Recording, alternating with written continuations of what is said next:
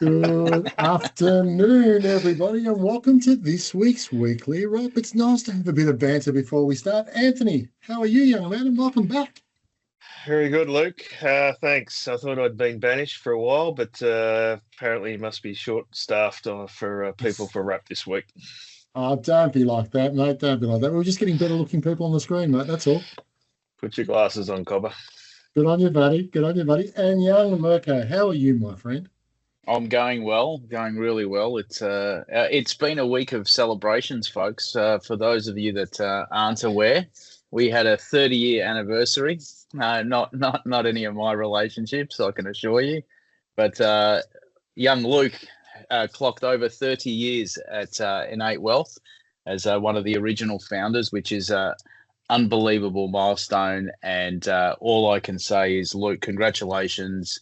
You should be enormously proud of what you've been part of here and what's been created for our clients, our staff, and both past and present.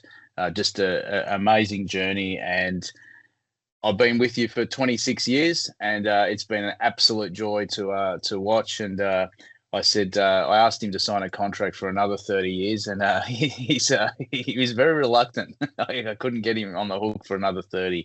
We'll keep working on him. Mirko, that was very kind of you. Thank you. Thank you.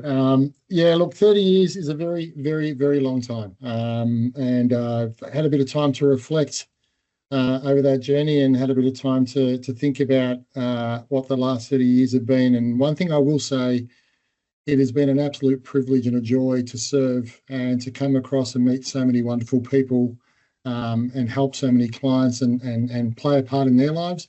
At a professional level, with yourself, who essentially has been my right hand man in this whole process. It's been a wonderful journey and a wonderful experience, and Anthony as well. The joy that I get to spend with you guys on a day-to-day basis, and our team, both past and present, and the relationships we've built has been nothing short of extraordinary. So. Yeah, very humbling this week has been. So thank you for that. But and a touch embarrassed too. So we'll leave it at that. But what I might do, if it's okay, I might get you to go to the markets and just give us a bit of an update, if that's okay. Yeah, for sure. So a bit of a tough week on the markets as I bring up these numbers. So if I'm looking at Australia is currently the All Ords is down a little bit today, 0.25, so off about 0.4 for the week in total. So nothing too startling, but market's sort of trying to find its bearings amongst some of the news that around Australia's debt position, around unemployment rates, and some interesting in the midst of companies actually filing their reporting for the last sort of 12 months. And I took out a couple of notes on a couple of the companies that sort of had reported things that sort of stuck out in my mind. Some of the retailers like a JB Hi-Fi saying that sales had started to struggle a little bit. And nothing drastic, but a couple of percentage points and the like.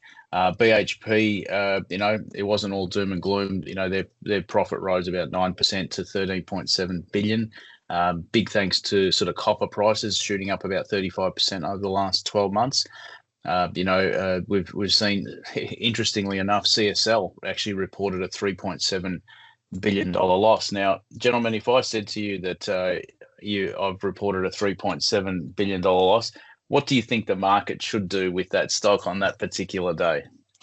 Well, I can tell you what it should do.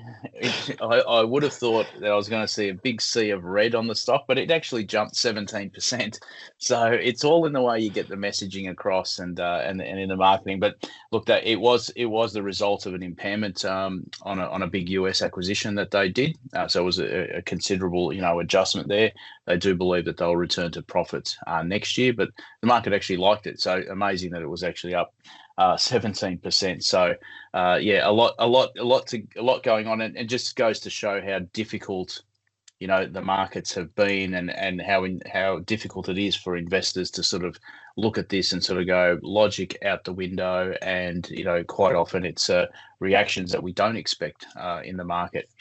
Moving across to the US markets were down for the week. So with the S&P 500's off almost 2%. The Nasdaq's off 2.5%. So yeah, a fair bit going on in markets at the moment. But I think one thing that we keep saying, and I reckon if you replayed our market updates across the last 2 years, you're going to hear the word volatility mentioned a couple of times, and nothing's changed. That's for sure. Yeah, no, absolutely. It has been a fascinating week, and look, probably good for CSL too. I think what they've done is they've cleaned out the wardrobe, and that probably explains why the share price has bounced back so heavily. It was only a few weeks back; it was down to $97 or $92, $93. So, and I think at the moment it got as high as about 147 or $150. So when you start to sit back and you're going, that's a 50% rate of return. 167 today. Oh, there you go. There you go. So that's just, it's nuts in terms of how quickly this thing can bounce back. So look, definitely interesting from that point of view.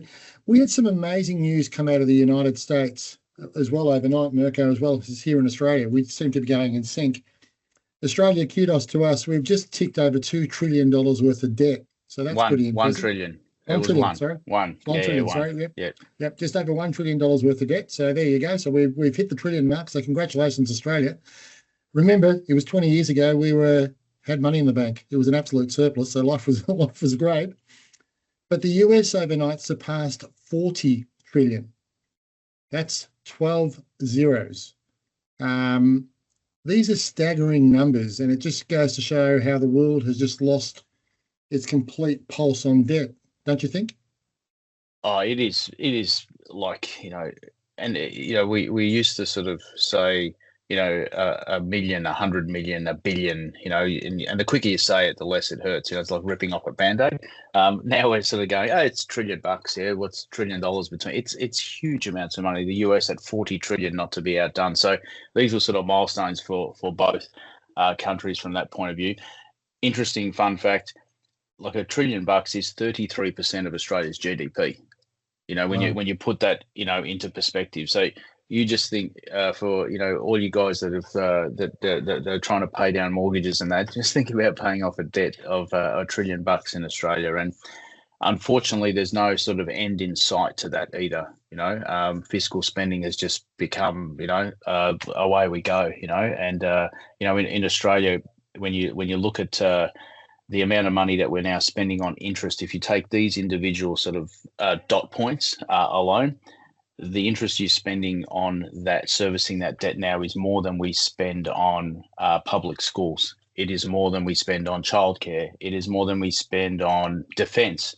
It is more than we spend on unemployment benefits.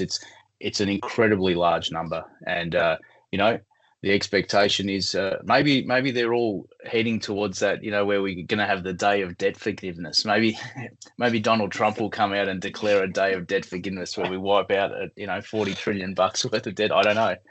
I don't know how we resolve that. Yeah, look, it wouldn't surprise me if he does do that. But Anthony, just for some context, just to bring you into the conversation. So in 2022, the US debt bubble was sitting at 30 trillion. So in the space of 4 years, it's grown by $10 trillion. So that just to give you some perspective on that one. And in 2016, at the time Donald Trump was going to be elected first time as president, one of his election claims in those days was that the debt was suffocating and that he was going to pay it outright within 8 years. I don't know, mate. You've been watching Donald Trump over the years. You think he's done a good job? Well, he's gone past the 8 years, if you're talking about 2016, but that is ridiculous numbers. You just in terms of just the number itself, like most calculators don't even have that many digits on it. No. So no. It is ludicrous. And yeah, look, we know that I've said enough on Trump on this rap session over the time, but he clearly is out of control, and that number, as it continues to grow, is just going to, like it is in Australia, it's just going to be the next government's problem, and it's not getting any better. I think the challenge there is, in fairness to Trump, in between that there was COVID, there were a couple of things beyond his control. So you can't go, well, okay, I get it, but you just kind of sit back and you're looking at where their trajectory is. You look at where Australia's trajectory is, and the only way to repay this is through increased taxes or a reduction of services. So it's one or the other. There's no easy way to do this, and both are politically toxic, and both are really difficult to do. But until we actually start having adults come back into Parliament or into Congress or whatever it might be, and start having adult conversations, this kicking the can down the road is going to get progressively worse, and that's probably the frightening bit. Now, interesting news during the course of the week as well. Treasury in the United States decided to buy back some of their bonds, which is an interesting play because obviously the markets were there like, hey, that's fantastic. That means bond sales are up and, business as usual and everyone's happy. But isn't this the case of actually getting a credit card with a higher limit with a new provider and then transferring the balance to that card? Yeah, pretty much. Maybe picking up 120,000 frequent flyer points along the way.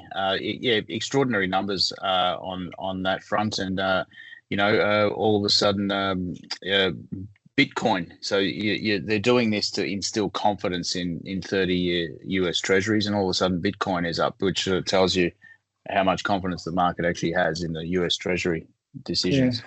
No, absolutely. Absolutely. Now, back closer to home, this week we've seen One Nation come out with a couple of policy ideas and attacking heavily around the superannuation piece, saying that accessibility to super should be streamlined and people should be allowed to use it for cost of living and God knows what from that end. And that seems to be a policy now being reiterated by the coalition. And then on top of that, we've seen One Nation then come out and say, well, the tobacco excise, which we all know has been bad policy, and we've seen the proliferation of illegal substances being sold, and from that point of view where there's no excise and whatever from that end. So they're saying that should be removed as well, and the coalition then backing that policy.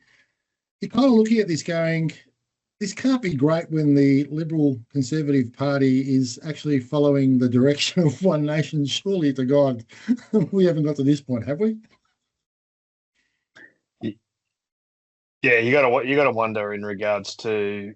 I think that the thing that we've been talking about for a long time is that the coalition needs to come out, instead of just bagging the current government, come out with your own policy and effectively what's going to change. And sitting back, speculating as to whether they will join One Nation or One Nation joins them or not, but effectively then just riding on the coattails of their policy, I wouldn't have thought was a smart move. No. Look, in fairness to the coalition this week, they did have a week where they actually agreed with the government, and a lot of legislation passed through this week. We saw the removal of the widow's tax, which was, thankfully, that was common sense because that should never have been in play. But we actually, more importantly, saw the massive reforms on NDIS get pushed through. So that's come through. So there's going to be somewhat 220,000 recipients on NDIS who won't qualify now for NDIS. So stage left, I dare say, watch the Age, watch the Herald Sun. There'll be young kids on the front pages going, the government's not giving me my money, we can't survive. You can see how this is going to play out pretty poorly. Yeah, and I think the other thing, just back onto that superannuation, accessibility to it, I'm aware of a range of people that have been able to access that for various medical procedures and conditions, etc. So getting access to superannuation probably hasn't been that challenging in the past if you pushed it hard enough. So it's interesting that they're going down that path in regards to assisting with cost of living. Yeah, I would strongly encourage the government, sorry, not the government, I'd strongly encourage the opposition and One Nation and the people arguing against superannuation and calling it a bad thing. It actually isn't a bad thing. It's actually a really good thing. And a lot of Australians are going to be in a position of optionality and in a position of opportunity when they come to retirement. And it may not necessarily be for the current generation because they're already halfway working through their careers and superannuation just started. But if I think back and reflect on my own stuff here, I started in 93 from a work perspective, and that's when super started. The reality there is if you've done, you didn't have to be half smart. You just have to do some basic things right. And you could end up with a reasonable balance in superannuation, which therefore gave you choice when you wanted to retire and all that kind of stuff. So I think there is some merits in keeping the system the way it is. One thing I do agree with the coalition, and I did hear the government make mention of the fact that it was a national asset. No, it's not a national asset. It's an individual asset. Keep your hands off our super. That's all I will say on that one. Yeah, look, I think the super one is it's obviously a massive pool of money, and I just wish that current government or prospective challenges to the government would come out with a policy and said, "I tell you what, we're not going to mess with superannuation, right? We're not going to do anything to it. We're just going to leave it alone, and actually encourage people to use it." I don't like the way some of this stuff's been framed. They're sort of saying, "Oh, this 12%, it's actually 12% of your salary that you're not getting paid today." No, it's actually not, right? Unless you're working for one of those unscrupulous employers that actually give you a total remuneration package. The SG goes up and your actually pay goes down. There's not many of them left, but there's still some. So just check your pay slips, guys, on that front. But I think that stop messing with a system that's actually designed to encourage people to use it to be able to enjoy the fruits of a better retirement at some stage. I can't help think that moving forward, though, there's going to be more and more of that because it is such a big pie. It's so attractive. And, I don't need politicians that have managed to give us $1 trillion worth of debt telling us that the superannuation pie is something that they'd like to explore. It's got nothing to do with you guys. Right. But that's not the mentality that we're sort of getting on that front.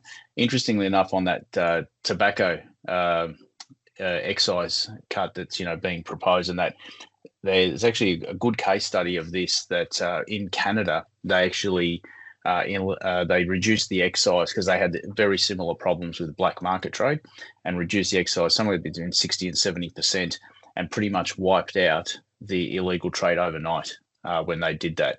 So maybe some lessons learned from countries that have actually been through this. Yeah, it's funny, like I can see what the government was trying to do. I can understand the merits of what they were trying to do, but the unintended consequences, it's got out of control, and particularly here in Melbourne at the moment, where the tobacco laws have replaced what was previously the underbelly version of it all. It's just when your insurance premium, when you can't get insurance because your shop next door to a tobacco shop, it's not you're in trouble. Yeah, no, it's not cool. Now, since we are talking about Victoria very quickly, Ben Carroll, the newly elected Premier, made a couple of promises on day one being he's not Jacinta Allen and Dan Andrews, and two, that he was going to introduce a no limits Royal Commission in relation to the CFMEU and the big bill. Well, we're 4 weeks down or 3 weeks down, and guess what? Been announced. Ben Carroll delivers. Got to give him a bit of credit, I suppose. Yeah, I was very interested to see the scope of the Royal Commission and the terms of the actual commission. Looks like it is unlimited where it can go and where it can dig and all the rest of it, which I think is fantastic. I don't know if it resolves the problem of when you get me up in the witness box, Luke, and someone asks me a question that I feel really uncomfortable with. I think you can still get away with, I don't remember, I don't recall, not sure, I can't recall. That was a long time ago. I don't know that that's going to alleviate that issue, but let's see what happens, eh? Let's be positive and see if we actually get what the public in general want, and that is to sort of hold people to account. Absolutely. But look, credit to him. At the end of the day, he did do that. I dare say there'd be a few people in the Labor Party that might be a little bit concerned at this particular moment in time. What do you think, Anthony?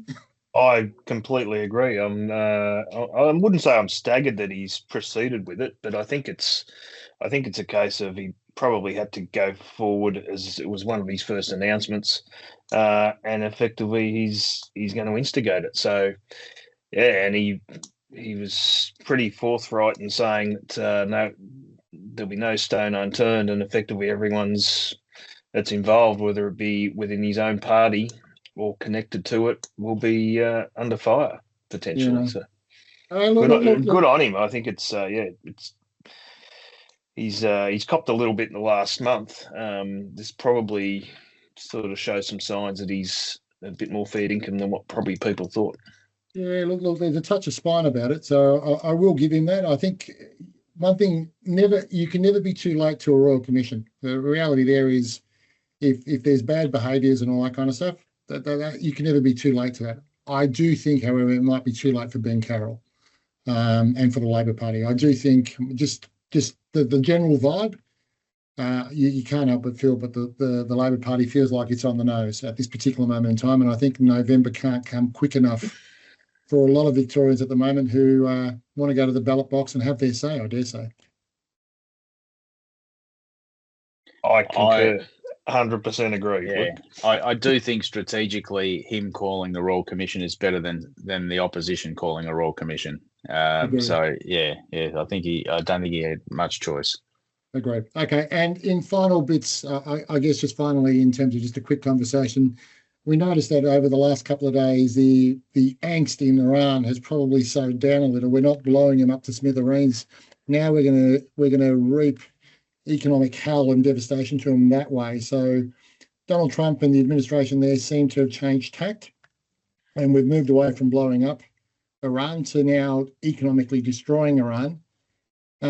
As to the merits of either option, I'm not here to discuss that. I guess the broader question to both of you is, when will it end? Like, how long till this mucking around backwards and forwards? When will we see this end, Mirko? Any idea? Yeah, very, very interesting strategy, and that they're sort of saying, "Oh, we're going to try and squeeze them economically." That's exactly what Iran has done. They have actually worked out a way that's fine. You may have the highest defense spend in the world, but you know what? We can hurt you economically, and that's exactly what's happened here. So that globally, the world has been affected economically and squeezed, and you know the oil price is still hovering around the $90 mark. So I don't see a big end in sight, to be perfectly honest, on this front. And I think the rhetoric that we're sort of seeing out of there is all sort of hot air, because we've got midterms coming up in November and nothing's been resolved. And remember, the inflationary effects of a lot of the stuff that's been going on have not even been felt yet. And that's my greatest concern on that. So the US government can take some credit about this is a great idea that we've done. I go, well, guess what? It started on you guys very quickly when this all started. Yeah, no, you got anything to add there, Anthony? No, at the end of the day, they've got the resource that the world needs. So yeah, they hold a lot of power. I think for mine, I just kind of sit back and look at this probably from two angles. It probably is an acknowledgement by the United States that their reserves, as in their arsenal, is probably getting to a low critical point. So I think that's probably the first issue. I think the second issue that it also probably is, and I think what the US is probably not understanding, is Iran's capability and want and desire to inflict hurt upon its own people. They are a terrible regime. Let's not kid ourselves. They have zero respect for anybody else in the world, let alone their own people. They are happy to play the long game, and that long game is a lot longer in countries under those sort of dictatorships and authoritarian rules, as opposed to a democracy like the United States, or what was a democracy pre-Trump. But we'll leave that one alone. So interesting times. Gentlemen, no point talking about the football. For us, I'm just glad for Essendon the pain's finally over, so that's kind of cool. Geelong's looking okay, Anthony. Are you feeling a bit confident about the finals in your world? I think we'll be participating, but not for too many weeks. Okay. And Mirko, North, thereabouts, but yeah. Yeah, we're not participating. And my September holiday booking still looking like a wise decision, getting in early in the year to get cheap flights. Happy days. Yeah. Look, one of the things I've liked, the joys of travelling in September are just fantastic. So I will say that. All right, gentlemen, look, mindful of time and mindful that we've got a celebratory lunch to get to in the office for one of our staff members who is due to go out on maternity leave. So to Amanda, our love to you and all the very best to little Lukey when he comes along. We're very excited about that one. And also one other thing there too is to Mel. Mel, who is a wonderful human being and a very important member of the Innate Wealth team, celebrating a wonderful birthday today. So wishing you a very, very happy birthday. Hopefully the hubby and the kids are spoiling you lots, which they should do. So, gentlemen, hopefully the two of you have a wonderful weekend. Take care, all the very best to our team. Thank you as always, and to our wonderful clients. Please keep on smiling, keep on having fun, and keep on entertaining us as much as you do. And for me personally, 30 years, it's been an absolute blast. I won't promise another 30 years, but there's still a long way to go in this young bull. All right, guys, take care. All the very best. See you guys. Cheers.